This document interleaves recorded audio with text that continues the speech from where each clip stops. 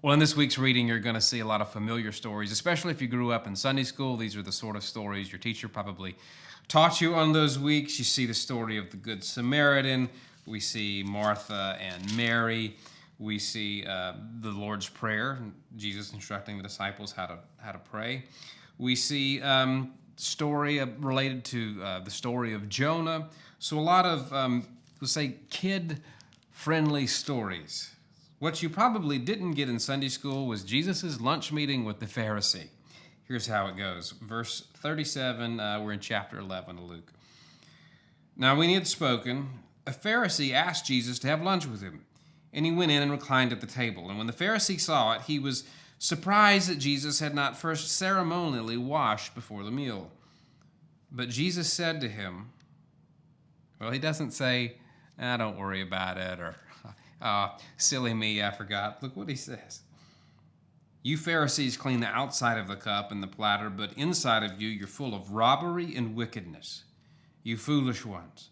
Did he not also make the outside, he who made the outside make the inside also? But give that which is within as charity, and then all things are clean for you. But woe to you Pharisees, for you pay tithe of mint and rue and every kind of garden herb, and yet you disregard justice and the love of God. These are the things you should have done without neglecting the others. Woe to you Pharisees, for you love the chief seats in the synagogues and the respectful greetings in the marketplaces. Woe to you, for you're like concealed tombs, and the people who walk over them are unaware of it. I bet no one asked Jesus again if he'd washed his hands. Well, one of the lawyers, verse 45, stood up and said, Teacher, when you say this, you insult us too.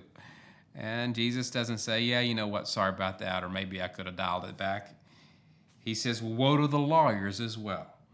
You weigh men down with burdens that are hard to bear, while yourselves will not even touch the burdens with one of your fingers. Woe to you, for you build the tombs of the prophets, and it was your fathers who killed them. So you're witnesses and approve the deeds of your fathers, because it was they who killed them, and you build their tombs.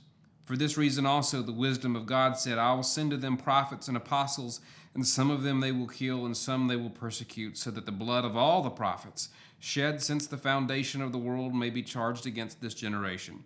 From the blood of Abel to the blood of Zechariah, who was killed between the altar and the house of God. Yes, I tell you, it'll be charged to this generation. Woe to you, lawyers, for you've taken away the key of knowledge. You yourselves did not enter, and you hindered those who were entering.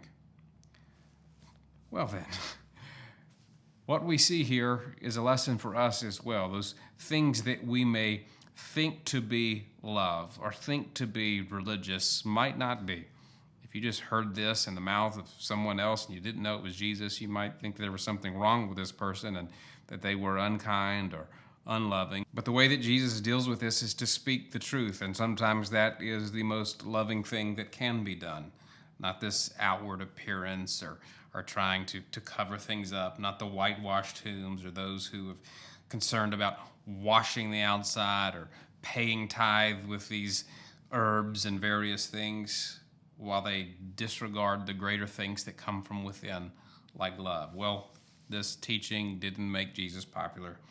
Verse 53 says, when he left there, the scribes and the Pharisees began to be very hostile and to question him closely on many subjects, and plotting against him to catch him in something that he might say. So from this point on, it will shift a little bit, Jesus' relationship with people of the day, and they're trying to catch him. How does all of this work out in the Gospel of Luke? Well, that's why you're going to keep reading.